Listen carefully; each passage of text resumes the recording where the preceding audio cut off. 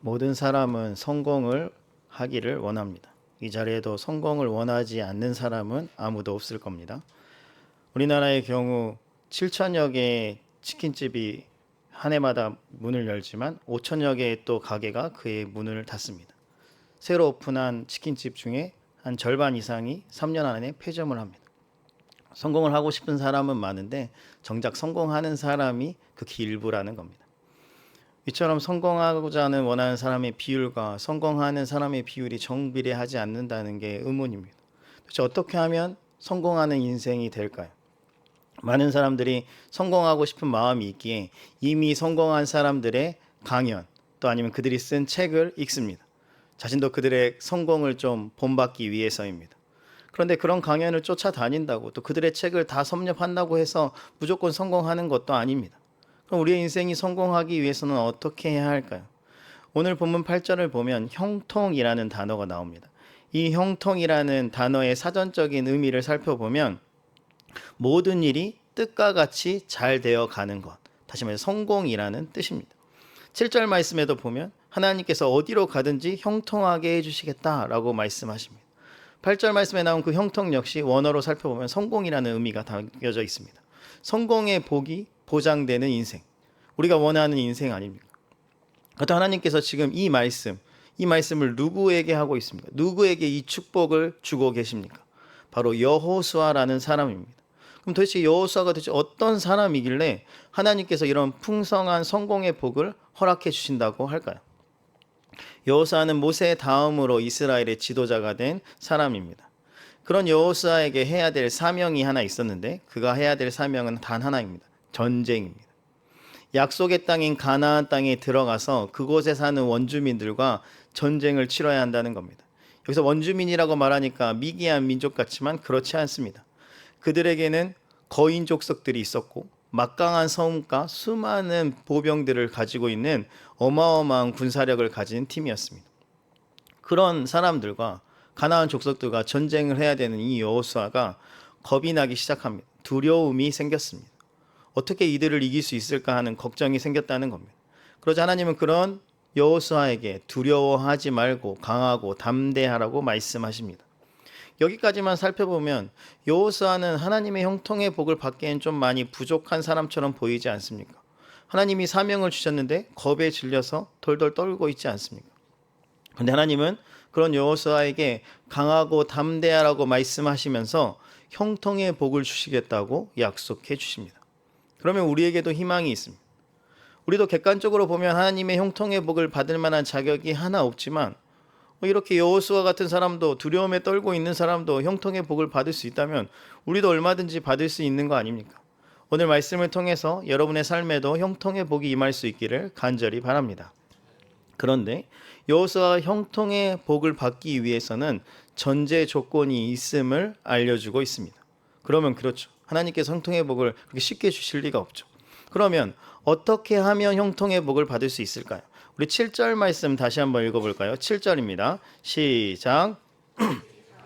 극히 담대하여 나의 종 모세가 내게 명령한 그 율법을 다 지켜 행하고 우로나 좌로나 치우치지 말라. 그리하면 어디로 가든지 형통하리니. 아멘. 길게 적혀 있지만 한마디로 요약을 해보자면 형통의 복을 받고 싶다면 그 방법은 하나님의 말씀이라는 겁니다. 하나님의 말씀대로 살면 어디로 가든지 성공하는 삶 살게 해주겠다는 겁니다. 반대로 이야기하자면 하나님의 말씀이 없는 삶은 어디로 가든지 형통할 수 없다는 뜻이기도 합니다. 그러니 우리가 형통함의 복 받고 싶다면 당연히 반드시 하나님의 말씀을 가까이 해야 합니다. 특히 오늘 본문은 우리가 어떻게 해야지만 하나님의 말씀을 가까이 할 수 있는지도 알려주고 있습니다. 우리가 그 방법을 잘 터득하면 우리도 형통함의 복을 받을 수 있다는 뜻입니다. 우리 8절 말씀도 다 같이 읽어볼까요? 8절입니다. 시작. 주야로 그것을 묵상하여 그 안에 기록된 대로 다 지켜 행하라. 그리하면 내 길이 평탄하게 될 것이며 내가 형통하리라. 아멘. 하나님의 말씀을 가까이 하면 형통할 수 있는데 이 하나님의 말씀을 가까이 하는 첫 번째 방법은 하나님의 말씀이 내 입에서 떠나지 않게 하는 것입니다. 다른 말로 하자면 계속해서 하나님의 말씀을 읽어야 한다는 뜻입니다. 그렇다면 여러분은 요즘 하나님의 말씀을 읽고 계십니까? 청장년 여름수련회 얼마 전에 있었잖아요. 청장년 여름수련회 가기 전에는 조마다 미션을 줬어요. 그 미션 중에 하나가 로마서를 통독하는 거였습니다. 그때는 열심히 우리 조가 또 점수도 받아야 되고 또 그렇기 때문에 열심히 통독을 하면서 성경을 읽으셨을 겁니다. 그런데 수련회를 다녀오고 나서도 계속해서 성경을 읽고 계시냐는 겁니다. 만약에 그것을 그만두었다면 내 삶에서 형통의 복이 점차 사라지고 있다는 뜻입니다. 형통의 복을 받고 싶다면 하나님의 말씀을 계속해서 읽어야 합니다. 그런 면에서 이 예배나 기도에도 굉장히 중요합니다. 빠지면 안 됩니다. 왜냐하면 여러분이 예배의 자리, 기도의 자리에 나오면 여러분이 원하든 원하지 않든 하나님의 말씀을 읽게 되어 있기 때문입니다. 오늘 설교 말씀 듣기 전에도 여러분이 한 목소리로 하나님의 말씀을 읽었고 또 설교 중간중간에도 하나님의 말씀을 읽지 않습니까? 이처럼 예배나 기도에 나오면 자동적으로 여러분의 입에서 하나님의 말씀이 떠나지 않을 수 있다는 겁니다. 그뿐만 아니라 앞에서 이야기한 것처럼 성경 통독하면 여러분의 입술에 하나님의 말씀이 계속 머무를 수 있죠. 암송, 강력하게 여러분의 입술에 하나님의 말씀을 장착시키는 거죠. 우리가 수련회 때 왜 하나님의 말씀과 가까워질까요? 우리가 예배하고 통독하고 또 암송하고 이렇게 하니까 당연히 하나님의 말씀과 가까워질 수밖에 없다는 겁니다. 또 한 가지, 우리 입에서 말씀이 떠나지 않게 하는 좋은 방법 중에 하나는 큐티입니다. 여러분, 큐티를 하기 위해서는 반드시 하나님의 말씀을 읽어야 합니다. 하나님의 말씀을 읽지 않고 큐티를 할 수는 없습니다. 그런데 여러분, 큐티를 하게 되면 본문을 반복적으로 읽게 되어 있습니다. 왜냐하면 한 번 본문을 쭉 읽는다고 해서 여러분이 그 말씀을 다 이해하는 것은 아니기 때문입니다. 저도 목사이지만 예를 들어 내일 큐티를 딱 펼치면 그 말씀이 한 번 딱 읽는다고 해서 제 머리에 다 들어오는 것이 아닙니다. 저도 여러 번 반복해서 본문을 읽습니다. 이런 큐티 본문은 최소한 여러분이 같은 본문을 3번 이상은 읽어야 합니다. 첫 번째 읽을 때는 전체적인 내용이 무엇인지 파악해보고, 두 번째 읽을 때는 혹시 내가 궁금하거나 이해가 잘 안 되는 부분이 있는지 살펴보고, 세 번째 읽을 때는 이 말씀 중에서 나에게 도전이 되는, 또 나에게 마음을 울림을 주는 말씀이 무엇인지 찾아가면서 최소한 3번 정도 이상은 읽어야 한다는 겁니다. 결국 이렇게 큐티를 하다 보면 나도 모르게 여러 번 하나님의 말씀을 읽게 되고 그 말씀이 내 입술에 있게 되고 내가 하나님의 말씀을 가까이 하게 된다는 겁니다. 그러니 말씀을 가까이 하기 위해서는 예배와 기도에 성경 통독, 암송, 큐티를 부지런히 해야 한다는 겁니다. 그런데 오늘 말씀, 8절 말씀을 보면 말씀을 읽기만 한다고 형통해지는 것은 아닙니다. 말씀을 가까이 하기 위한 두 번째 방법은 주야로 묵상해야 합니다. 무엇을 해야 한다고요?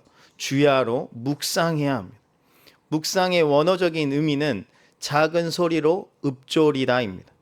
그럼 앞에서 살펴본 첫 번째 방법인 말씀을 읽는 것과 작은 소리로 읊조리는 것과 별반 차이가 없어 보이는데 이게 무슨 의미입니까? 말씀을 읽는 거는 당연히 읽는 건데 묵상한다는 것은, 읊조린다는 것은 단순히 그냥 조용한 소리로 읽는다 이런 뜻이 아닙니다. 조용한 소리로 읽는 것을 넘어서 조용히 그 말씀을 깊이 생각해 보는 것입니다. 이게 읊조리다의 뜻입니다. 이런 말씀 묵상이 잘 돼야 우리가 말씀을 가까이 할 수 있다는 겁니다. 그런데 이런 말씀 묵상을 잘 해주는 방법이 바로 큐티입니다. 큐티는 묵상 없이는 불가능하기 때문입니다. 큐티를 해보신 분은 이 말이 무슨 말인지 알 겁니다. 여러분이 큐티 책을 열어서 큐티를 시작해요. 기도를 하고 이제 큐티 말씀을 3번 읽었어요. 그럼 그 다음에 여러분이 뭘 합니까? 그 다음부터 여러분이 해야 될 것이 바로 묵상입니다. 오늘 이 본문이 나에게 도전이 되는 그 말씀은 무엇일까? 왜 이 말씀이 나에게 도전이 될까? 이 말씀을 통해서 내가 어떻게 변화가 될까? 이런 질문들을 가지고 계속해서 묵상하게 된다는 겁니다. 그리고 큐티를 하면 할수록 더욱 깊은 묵상이 내 삶에 있게 된다는 겁니다. 그래서 큐티는 말씀의 숲을 산책하는 것과 같습니다. 달리기는 꼬린 지점에 최대한 빨리 가야 되기 때문에 최대한 다른 거 보지 않고 결승전을 향해서 달리지만 산책은 조금 다릅니다. 산책하다 보면 걸어가다가 자신이 원하는 곳이 있으면 잠시 머무를 수 있잖아요. 누가 경쟁하는 거 아니니까. 마찬가지로 큐티도 마찬가지입니다. 큐티를 읽다가 내 마음이 조금 더 가는 그런 구절이 나옵니다.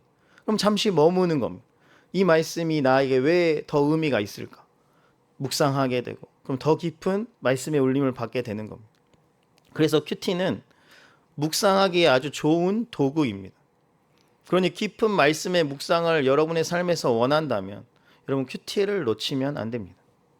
그런데 오늘 말씀을 보면 그냥 묵상해야 한다라고 되어 있지 않습니다. 주야로 묵상해야 한다고 되어 있습니다. 주야는 아침과 저녁이라는 뜻입니다. 시간적인 개념이 아니라 시시때때로 자주 계속해서 묵상해야 한다는 뜻입니다. 이것을 우리의 큐티에 적용해 볼까요? 우리가 자주 하는 실수는 아침에 큐티 책을 열어서 큐티를 해요. 묵상을 해요. 그리고 그것을 밴드나 카톡에 올려요. 그리고 이제 묵상을 접어요. 마치 숙제를 다 한 사람처럼. 그런데요, 오늘 말씀을 보니까 묵상은 낮이고 밤이고 계속 해야 한다고 되어 있습니다. 그래서 우리에게 적용해 본다면 오늘 아침에 일어나서 내가 큐티를 묵상했어요. 큐티 내용을 이렇게 정리해서 올렸어요. 어디에 글을 올렸어요. 그래도 그것을 끝내지 말고 점심에 내가 올렸던 그 말씀 다시 묵상해 보고 또 직장이나 가정일을 다 마치고 저녁이 되면 또 그 말씀을 다시 한 번 더 묵상해 보고 또 자기 전에 내가 그 말씀대로 잘 살았는지 한 번 더 묵상해 보고 계속 묵상이 이어져야 한다는 것. 이게 진정한 묵상이라는 겁니다. 이것이 주야로 묵상하는 겁니다. 여러분이 사골국물을 끓여보셨습니까? 사골곰탕. 그러면 뼈를 집어넣었다가 1초 만에 꺼내지 않습니다. 그럼 맹물을 마셔야 되는 거예요. 여러분이 진짜 사골국물을 우려내서 그 곰탕을 먹고 싶다면 계속해서 팔팔 끓여내야 됩니다. 그래 진국이 나오죠. 큐티도 마찬가지. 큐티의 묵상도 그냥 아침에 뭐 바쁘니까 대충 하고 하면 여러분 그냥 얄팍한 은혜를 받게 되지만 여러분이 그 큐티의 말씀을 묵상하면 말씀의 진국을 마시게 되는 겁니다. 그래서 묵상은 마치 우물과 같습니다. 여러분이 땅을 한 번만 파면 아주 작은 양의 물을 얻게 됩니다. 근데 여러분이 그 깊이를 깊게 하고 그 넓이를 넓게 하면 그 물이 콸콸콸 나오기 시작하는데 여러분도 감당하지 못할 만큼의 어마어마한 양의 물이 계속해서 나오게 되는 겁니다. 묵상이 그렇습니다. 묵상을 그냥 스쳐 지나가듯이 살짝 하면 물론 은혜가 있죠. 그래서 은혜를 받지만 아주 작은 양의 은혜입니다. 근데 여러분이 묵상을 하고 똑같은 말씀을 여러분이 묵상하고 또 묵상하고 또 묵상하고 또 묵상하면 여러분이 감당하지도 못할 놀라운 은혜가 그 어마어마한 양의 은혜가 하루뿐만 아니라 그 다음 날에도 계속해서 나의 마음을 울리며 퍼져나가게 된다는 겁니다. 그럼 여러분이 진짜 묵상을 통한 은혜를 받고 싶다면 여러분 낮이나 밤이나 계속해서 묵상해야 합니다. 그렇게 하나님이 주시는 말씀을 묵상함으로 풍성한 은혜가 여러분의 삶에 있기를 주님의 이름으로 축원합니다. 오늘 설교를 듣고 나니까 이제부터 말씀을 많이 읽어야겠다. 그리고 또 말씀을 많이 묵상해야겠다. 이런 생각이 드십니까? 별로 안 드시나 봅니다. 그래도 해야 합니다. 그런데 이렇게 하기만 한다고 말씀을 읽기만 한다고 묵상만 한다고 형통의 복이 임하는 게 아니고 한 가지 더 해야 할 것이 있습니다. 역시 형통의 복을 받는 건 쉽지 않은 길인 것 같습니다. 하나 더 있습니다. 무엇일까? 우리 8절 말씀 다시 한번 읽어볼까요? 8절입니다. 시작. 이 율법책을 내 입에서 떠나지 말게 하며 주야로 그것을 묵상하여 그 안에 기록된 대로 다 지켜 행하라. 그리하면 내 길이 평탄하게 될 것이며 내가 형통하리라. 아멘. 말씀을 가까이 하기 위한 세 번째 방법은 하나님의 말씀을 다 지켜 행하는 것입니다. 여러분 말씀을 읽었어요. 그리고 묵상도 했어요. 주야로 묵상했어요. 그게 끝이 아니라는 거예요. 그 다음에는 그 말씀에 순종해야 합니다. 다른 말로 말하자면 그 말씀을 여러분의 삶에서 실천해야 한다는 겁니다. 오늘처럼 여러분이 설교를 들었어요. 그리고 대부분 집에 가기 전에 잊어버리겠죠. 근데 가끔 어떤 사람들이 그 말씀을 기억하여 여러분 집에 가서 묵상을 했어요. 계속 묵상을 했어요. 그렇게 끝내면 안 된다는, 적용까지 실천까지 나아간다는. 내가 내일부터는 큐티를 해야겠다. 요 묵상까지 했으면 내일 아침에 눈을 뜨자마자 큐티 책을 펼쳐서 큐티를 해보는, 이게 삶으로 실천하는 거죠. 그럴 때 형통의 복이 여러분의 삶에 임한다고. 큐티를 통해서 얻을 수 있는 그 형통함의 복이 큐티를 하는 자에게 임하는데 여러분이 실천하지 않으면 못 받는 거예요. 아무리 많은 말씀을 읽었고 아무리 많은 말씀을 묵상하고 그 말씀을 사골 국물을 우려내듯이 엄청나게 묵상했어도 실천하지 않으면 정작 그 은혜를 받지 못한다는 겁니다. 그래서 큐티 할 때도 마찬가지죠. 여러분이 큐티 말씀을 읽었어요? 묵상했어요? 그럼 그 다음에 뭐 해야 된다고요? 그 다음에 그 말씀대로 살아내 봐야죠. 순종해 봐야죠. 우리가 이것을 적용이라고 부릅니다. 큐티의 마지막 단계가 적용입니다. 읽고 묵상하고 마지막이 적용입니다. 그런데 이 적용이 약한 분들이 있어요. 이런 분들이 보이는 특징이 있어요. 삶의 변화가 없어요. 분명히 말씀을 막 듣고 은혜도 받았고 감동도 받았고 뭔가 도전도 받았고 그렇게 살아야겠다고 막 이렇게 했는데 정작 나의 삶이 변하지가 않아요. 그대로요. 왜 그러죠? 그렇게 많은 설교를 들었고 1년 큐티 정기 구독을 해서 큐티 책이 하나도 빠지지 않고 빼곡하게 적었는데 왜 삶이 변하지 않죠? 적용하지 않았어요. 적용의 단계까지 가지 않았어요. 적용을 제대로 하지 않았어요. 이런 분들에게 적용을 잘 할 수 있는 팁을 드리겠습니다. 그 방법이 3P입니다.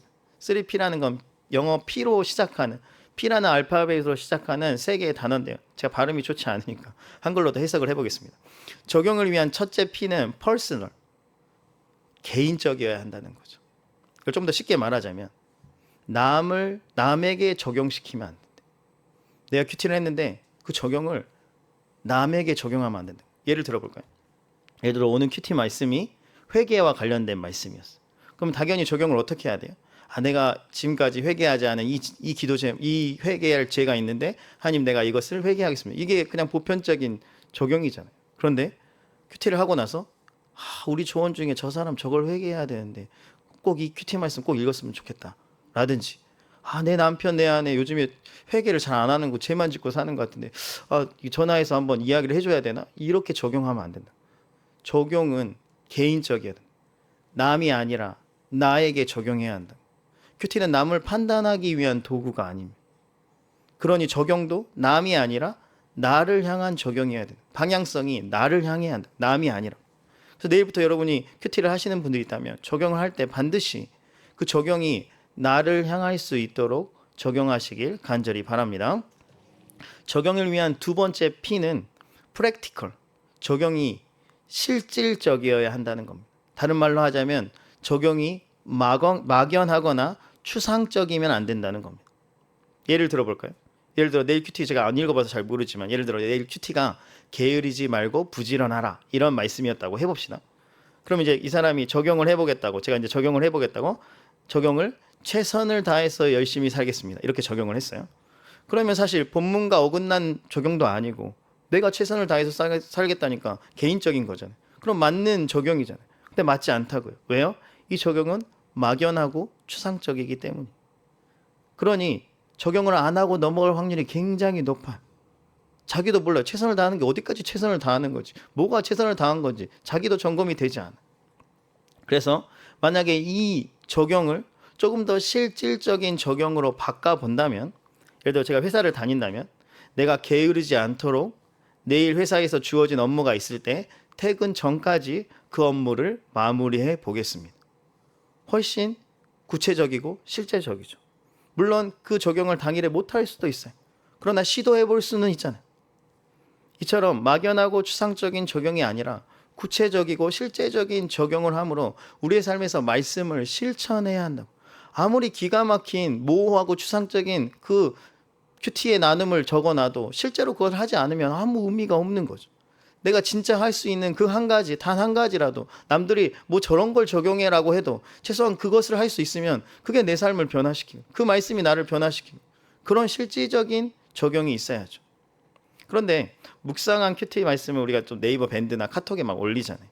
그러면 대부분 이제 구체적인 적용 말고 보편적인 적용을 할 때가 많아요. 추상적이고 또 막연한 적용을. 저도 그럴 때가 많은데 제가 당일에 할 수 있는 그 적용을 다 거기다 일일이 기록할 수는 없잖아요. 그래서 그거 자체가 틀렸다고 말하는 건 아니에요. 다만 큐티에 글을 적을 때는 보편적이고 막연한 걸 적을 수 있어요. 그러나 그 적용을 당일에 할 때는 여러분 구체적으로 하셔야죠. 실질적으로 하셔야죠. 그 글에는 남기지 못했어도 그 적용이 훨씬 더 나의 삶을 변화시킬 수 있는 구체적인 적용이 될 수 있도록 여러분이 힘쓸 때 그럴 때 여러분의 삶에 형통의 복이 임함을 믿으시길 바랍니다. 적용을 위한 세 번째 P는 possible, 실현 가능해야 합니다. 너무 이상적이거나 비현실적인 적용을 적으면 안 된다는 겁니다. 오늘 내가 절대 할 수 없는 것인데 그냥 남들이 내 큐티 본문을 읽을 때 조금 멋져 보여야 되니까, 남들이 나를 좀 칭찬해 줘야 하니까, 너무 내가 사소한 걸 적으니까 사람들이 손가락질할까 봐 그런 적용한다고 놀릴까 봐 굉장히 멋있고 아름다워 보이는 그런 적용을 한다는 겁니다. 어떤 청년이 큐티 말씀을 읽고 당일 적용에 세계 평화라고 적었어요. 도대체 어쩌라는 겁니다. 슈퍼맨이에요 자기가? 그건 당일에 실현 불가능한 일이에요. 그냥 멋져 보이려고 적은 거죠. 동일한 본문에 대한 적용을 실현 가능하게 바꿔본다면, 오늘 잠자기 전에 지금 전쟁이 나는 나라를 위해서 내가 10분간 기도하겠습니다. 훨씬 실제적이잖아요. 실현 가능하지 않아요? 실현 가능하다는 건 뭐냐면 당일에 그 적용을 했는지 안 했는지 내가 점검이 되어야 한다는 겁니다. 그런 적용을 할 때 실제적으로 그 말씀이 나의 삶을 변화시킨다고. 이처럼 여러분 말씀을 적용할 때 남에게 적용하지 마시고 나에게 적용하셔서 개인적인 적용이 되게 하시고, 또 추상적으로 모호하게 적용하지 마시고 구체적이고 실제적으로 나의 삶을 변화시킬 수 있는 그런 적용을 하시고, 또 오늘 내가 진짜 이 적용을 했는지 안 했는지 점검이 가능한, 실현 가능한 적용을 하심으로 여러분의 삶에 형통함의 복이 있기를 주님의 이름으로 축원합니다. 그리고 또 하나 우리가 잊지 말아야 할 것은, 여러분 오늘 본문을 보시면 말씀을 지켜 행하라고 할 때 부분적으로 지켜 행하고 전부는 안 해도 된다 이런 말씀을 하시지 않았어요. 8절 말씀을 보시면 일부만 지켜라 이렇게 되어 있지 않아요. 다 지켜 행하라 라고 되어 있습니다. 이것은 적용을 편식적으로 하면 안 된다는 뜻입니다. 내가 적용하고 싶은 건 적용하고 내가 적용하기 싫은 건 고의적으로 안 하면 안 된다는 겁니다. 또 예를 들어볼 거예요. 예를 들어 내일 큐티가 다른 사람을 용서하고 사랑하십시오 이게 본문이었다고 해봅시다. 근데 저에게 너무 미운 사람이 있는 거예요. 평생 용서하고 싶지 않아. 절대 용서하고 싶지 않아. 죽었다 깨나도 용서하고 싶지 않아. 그러면 큐티를 할 때, 막 큐티를 적을 때 묵상까지는 해요. 묵상까지는 하는데 적용은 안 해. 왜냐면 적용해야 하면 그 사람을 용서해야 되거든. 그냥 큐티 적용을 하지 않는 거죠. 이처럼 내가 편하고 좋은 말씀은 적용하고, 나에게 복을 줄 것 같은 말씀은 적용하고, 내가 하기 싫고 내가 꺼려지는 건 적용을 하지 않고, 그게 적용을 편식하는 거예요. 그러면 여러분의 영혼이 건강하게 성장할 수 없습니다. 여러분의 자녀들이 맨날 젤리 먹고 음료수 먹고 밥 하나도 안 먹고 그러면 아프잖아요. 근데 아무것도 안 먹어서 아픈 게 아니고 안 좋은 걸 계속 먹으니까, 편식하니까. 마찬가지예요. 우리의 영혼이 설교도 엄청 많이 듣고 큐티도 매년 한 번도 안 빠지고 다 하고 다 했는데도 우리의 영혼이 아플 때가 있어요. 왜요? 편식하니까. 적용을 편식하고 있으니까. 여러분 적용을 편식하면 안 된다. 그럼 건강한 영혼이 될 수 없다. 여러분이 원하든 원하지 않든 하나님께서는 오늘 말씀을 통해서 모든 말씀을 다 지켜 행하라고 말씀하셨어요. 여러분이 선별하면 안 돼. 이 말씀 내가 지켜야지. 이 말씀은 내가 안 지켜도 되겠지? 라고 생각하면 안 된다. 이 말씀을 여호수아에게 줬잖아요. 하나님께서 여호수아에게 첫 전쟁을, 여리고의 전쟁이었는데, 자 여리고를 계속 돌아, 뺑글뺑글 돌아, 말하지 말고, 그리고 마지막에 소리 질러. 그럼 무너뜨려 줄게. 근데 여호수아가 선별을 하기 시작하는 거야. 돈다고 여리고성이 무너지겠어? 아니지. 긴 사다리를 만들어야지. 투석기를 만들어야지. 그래서 하나님의 말씀을 지키지 않고 막 자기가 무기를 막 만들기 시작하는 거야. 거기 있는 재료들을 가지고. 그러면 과연 여리고성을 함락할 수 있었을까요? 승리할 수 있었을까요? 아니요. 형통함의 복을 얻지 못합니다. 생각하지 않았어요. 순종했어. 그냥 따랐어요. 다 지켜 행했어요. 돌라고 하는 숫자만큼 돌고, 말하지 말라고 하면 말 안 하고, 마지막에 소리 지르라고 하니까 소리 질렀더니, 순종했더니, 다 지켜 행했더니 형통함의 복이, 여리고성이 무너지는 그 역사를 경험하고, 우리의 삶도 마찬가지 아닐까.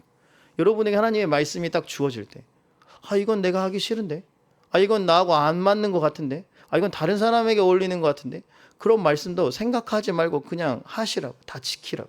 그럴 때 여러분에게 형통함의 복, 여리고성이 무너지는 것 같은 그런 형통함의 복이 임함을 믿으시길 바랍니다. 오늘 말씀을 마치겠습니다. 오늘 말씀은 성공의 비결에 대해서 알려주고 있습니다. 누구나 성공을 원하는데 사실 성공하는 사람은 극소수라고 설교를 시작하면서 말씀드렸습니다. 제가 말하는 성공은 세상이 말하는 성공이 아닙니다. 하나님이 주시고자 하는 성공입니다.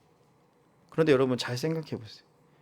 이 세상에서 가장 위대한 성공을 우리에게 줄 수 있는 그 존재는 하나님이시지 않습니까?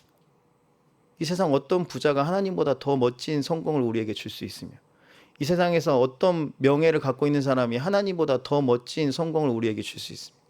하나님만이 우리에게 가장 위대한 성공을 주실 수 있습니다. 그럼 하나님이 하라고 하시는 방법대로 성공해야 진짜 성공을 누릴 수 있는 거 아닙니까? 하나님께서 오늘 말씀에서 성공의 비결을 알려주십니다. 그것은 하나님의 말씀입니다. 하나님의 말씀을 가까이 할 때 너가 성공하게 된다. 형통하게 된다. 오늘 분명히 말씀하셨습니다. 그러니 우리가 형통하고 싶다면, 성공하고 싶다면 말씀을 가까이 하시길 간절히 바랍니다.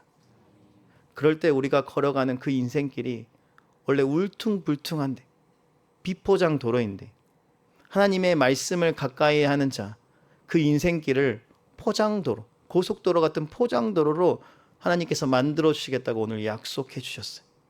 하나님의 말씀을 가까이 하는 자에게 그 놀라운 은혜를 주시겠다고 오늘 약속해 주셨어요.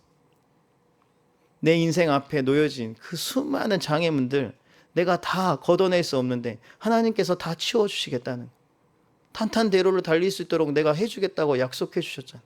우리가 할 일은 뭐예요? 하나님의 말씀을 가까이 하면 돼. 근데 우리의 어리석음이 자꾸 우리가 그 앞에 있는 그 장애물들을 혼자서 낑낑거리며 치우고 있다는 거죠. 이걸 치우고 나면 그 다음 장애물이 저기 있는데도 또 그럼 또 달려가서 또 그걸 치우고, 그럴 필요가 없다고요. 하나님의 말씀만 가까이 하면 하나님이 툭툭툭툭 치면 그 길이 평탄해지는데도, 그 좋은 방법이 있음에도 불구하고 우리는 자꾸 우리 힘으로 그 장애물을 없애려고 하니 그게 없애지겠습니까? 우리 인생이 계속 울퉁불퉁한 그 인생길을, 그 굴곡을 걸어가고 있지 않습니까? 그러니 여러분이 진짜 형통한 복을 받고 싶다면 반드시 하나님의 말씀을 가까이 하시길 바랍니다. 그러기 위해서 여러 가지 좋은 방법이 있지만 오늘 저는 여러분에게 큐티를 권면해 드립니다. 왜냐하면 큐티를 하게 되면 자연스럽게 말씀을 읽게 되고 그 말씀을 주야로 묵상하게 되고 그 말씀을 실천하게 되므로 말씀 읽기, 묵상, 실천, 다시 말해 형통함을 얻을 수 있는 그 통로가 되기 때문에 여러분이 큐티를 잘 해보셨으면 좋겠어요. 이건 큐티를 하면 여러분 형통함의 복을 받는다, 제가 지어낸 이야기가 아니잖아요. 오늘 말씀을 통해서 이 세 가지를 하면 형통함의 복을 준다는데 큐티가 이걸 하는 좋은 방법이니까 여러분 이 큐티를 하게 되면 당연히 여러분의 인생 가운데 형통함의 복이 있지 않겠습니까? 그래서 저희 집 아이들에게도 아침에 일어나면 꼭 시키는 것이 큐티입니다. 학교에 지각할 정도로 늦게 일어나지 않으면 무조건 큐티를 하고 가야 됩니다. 이유 불문하고 안 씻어도 상관없습니다. 무조건 큐티를 하고 가야 됩니다. 아침밥을 안 먹어도 됩니다. 큐티하고 가야 됩니다. 왜요? 그것이 자녀를 형통하게 하는 방법이니까. 자녀를 좋은 학원에 보내는 거, 비싼 책을 사주는 거, 뭐 해외여행을 다니게 하는 거, 이것이 그들을 성공의 비결, 그들을 성공하게 하는 비결이 아니고 하나님의 말씀을 가까이 하는 것이 내 자녀를 형통하게 하는 길이니 저는 큐티를 시키는 겁니다. 여러분의 자녀가 형통했으면 좋겠습니까? 그럼 오늘부터라도 자녀에게 큐티하는 방법을 가르쳐 주세요. 내일부터 큐티를 시작할 수 있도록 여러분이 같이 큐티를 하세요. 그게 여러분의 자녀를 형통하게 하는 방법입니다. 청장의 수련회를 다녀와서 남자 청년 형제들 몇 명이 2층 카페에 모여서 큐티 모임을 시작했어요. 제가 속으로, 자기들이 자발적으로 한 거거든요. 얼만큼 가겠냐 하면서 이렇게 지켜봤어. 근데 계속 하더라고 애들이. 그래서 이제 하루는 제가 거기 모임에 가서 그래 그럼 내일부터는 내가 그 큐티 모임 인도하겠다 해가지고 이제 그 아이들과 또 더 하고 싶은 사람 청년들 더 와서 큐티 모임 같이 하자 해서 그렇게 뭐 한두 주를 했던 것 같아요. 이제 그렇게 큐티 모임을 하고 나서 이제 뭐 여름 방학이 끝나는 시기였기도 했고 또 그 다음 날부터는 또 특세 하니까 애들이 피곤할까봐 자 이제 여기까지 큐티 모임 하고 이제 내일부터는 이제 새벽 기도에 집중하고 이제 우리 큐티 모임 이제 그만한다라고 했어요. 그리고 또 큐티 모임 이렇게 특세를 시작했는데 특세가 시작되고 얼마 안 돼서 또 얘네들이 아침마다 막 아침 식사를 차리더니 같이 밥을 먹고 또 큐티 모임을 또 하는 거예요. 저는 하지 말라 그랬거든요. 근데 또 하는 거예요. 그래서 그래? 그러면 특세 기간 동안 너희 큐티 모임을 내가 인도해 주겠다. 그래서 3주 동안 같이 큐티 모임을 했어요. 같이 밥도 먹고 큐티 모임까지 하고 뭐 9시 반 뭐 거의 10시 이렇게 애들이 이제 다 집으로 흩어지게 됐는데 이상하죠. 목사는 큐티 모임을 그만하라고 그러고 청년들은 큐티를 하겠다고 하고 계속 이걸 반복하는 거예요. 여러분 이런 청년들이라면 하나님께서 형통의 복을 주시지 않을까요? 바쁜 일정 가운데도 어떻게든 큐티를 해보겠다고 하는 하나님의 자녀를 왜 하나님이 복을 주시지 않을까요? 여러분이 하나님이라면 정말 힘들고 어려운 상황 속에서도 어떻게든 큐티 한번 해보겠다고 그렇게 막 짧은 시간을 이용해서 뭔가를 하려고 하는 그 자녀, 여러분이 하나님이라면 복 안 주시겠습니까? 그럼 여러분도 마찬가지 아닐까요? 여러분이 그 큐티를 한번 해보겠다고 하나님의 말씀 가까이 해보겠다고 막 발버둥 치고 있는데 하나님이 왜 여러분을 외면하실까요? 왜 여러분을 그냥 방치하실까요? 절대 그렇지 않습니다. 하나님 반드시 말씀을 가까이 하고 하자 하는 그 하나님의 자녀, 하나님이 귀히 여기시고 복을 주신다. 형통함의 복을. 우리 교회는 정교인이 큐티를 할 수 있도록 잘 도와주는 교회입니다. 그래서 뭐 안수 집사, 서리 집사, 구역장, 청년 리더, 뭐 교사, 찬양팀 다 사역을 하게 되면 기본적으로 큐티를 선택이 아니라 필수에 무조건 해야 돼. 이렇게 교회가 적극적으로 큐티를 하라고 권할 때 여러분 이 기회를 놓치면 안 된다고. 큐티를 내 삶에 생활화 시켜야지만 여러분 형통함의 복을 여러분의 삶에 받을 수 있다고. 근데 이렇게까지 강조하는 이 큐티를 열심히 하는 교회를 다니면서도 큐티를 단 한 번도 안 하는 여러분이 진짜 대단한 사람들. 대단합니다. 지금까지 큐티를 한 번도 안 해봤거나 아니면 큐티를 했었는데 잠시 그 큐티를 중도 하차해서 내려놨거나 상관없어요. 이 자리에 그런 분들이 계시다면 다시 큐티를 시작해 보시길 바랍니다. 이것이 여러분에게 방학 숙제와 같은 무거운 짐을 주기 위함이 아니에요.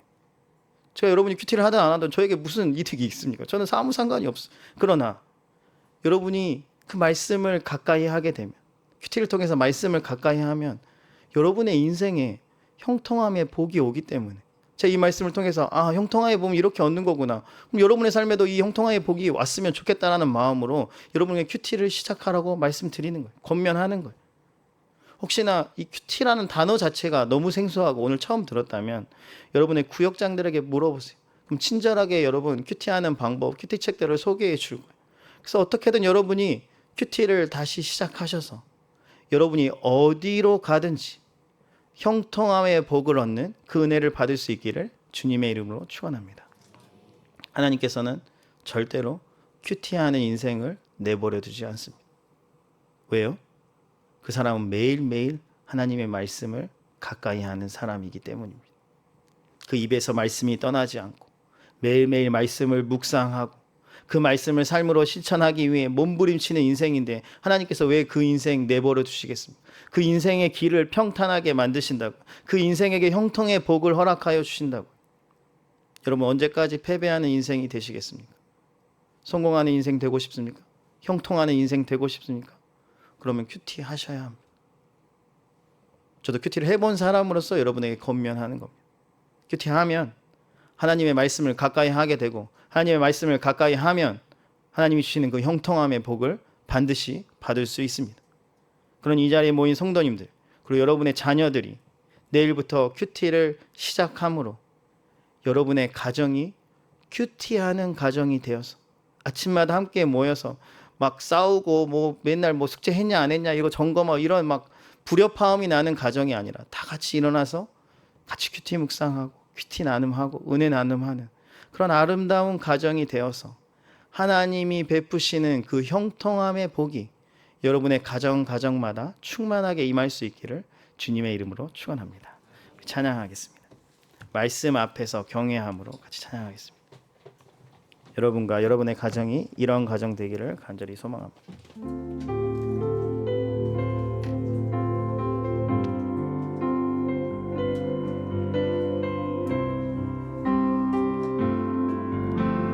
말씀 앞에서 경외함으로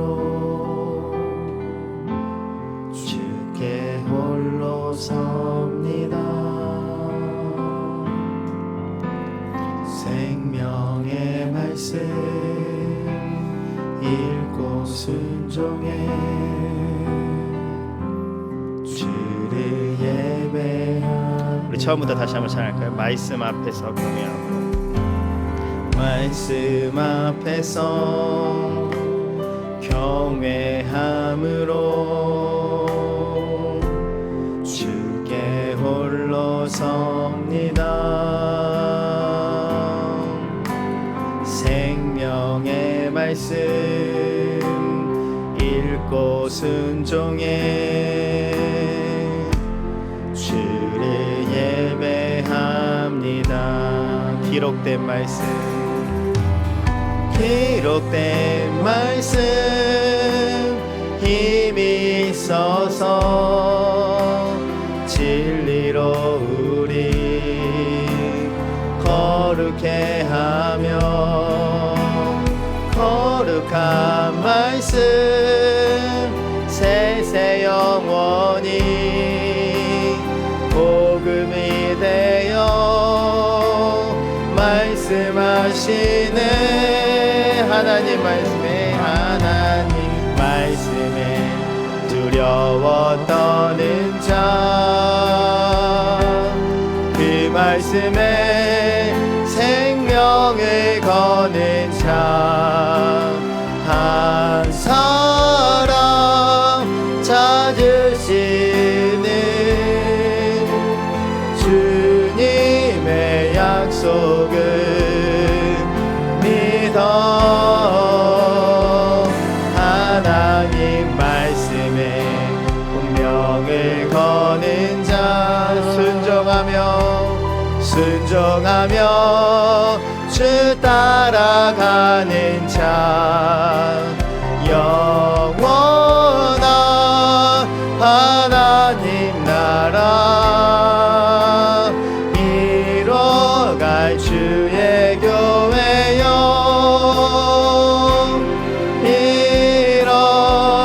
우리 처음부터 다시 한번 고백하겠습니다. 말씀 앞에서 경외함으로 주께 홀로 섭니다. 주께 홀로 섭니다. 생명의 말씀 읽고 순종해 생명의 말씀 읽고 순종해 주를 예배합니다. 주를 예배합니다. 기록된 말씀 힘이 있어서 기록된 말씀 힘이 있어서 진리로 우리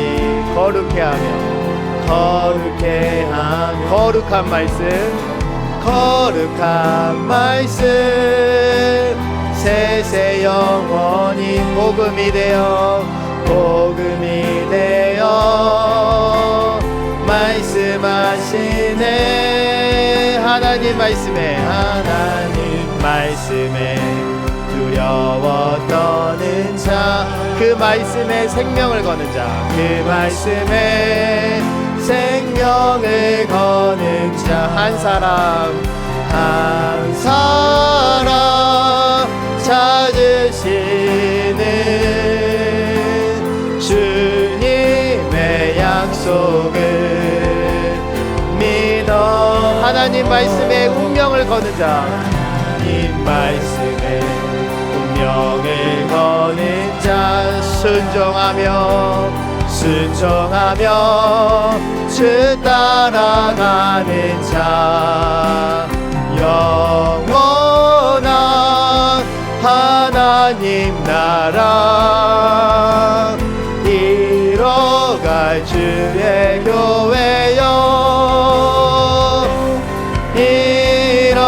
하나님 말씀에 두려워 떠는 자 하나님 말씀에 두려워 떠는 자 그 말씀에 생명을 거는 자 말씀에 생명을 거는 자 한 사람 찾으신 주님의 약속을 믿어 주님의 약속을 믿어. 하나님 말씀에 운명을 거는 자, 하나님 말씀에 운명을 거는, 순종하며 주 따라가는 자, 순종하며 주 따라가는 자, 영원한 하나님 나라 이뤄갈 주의 교회여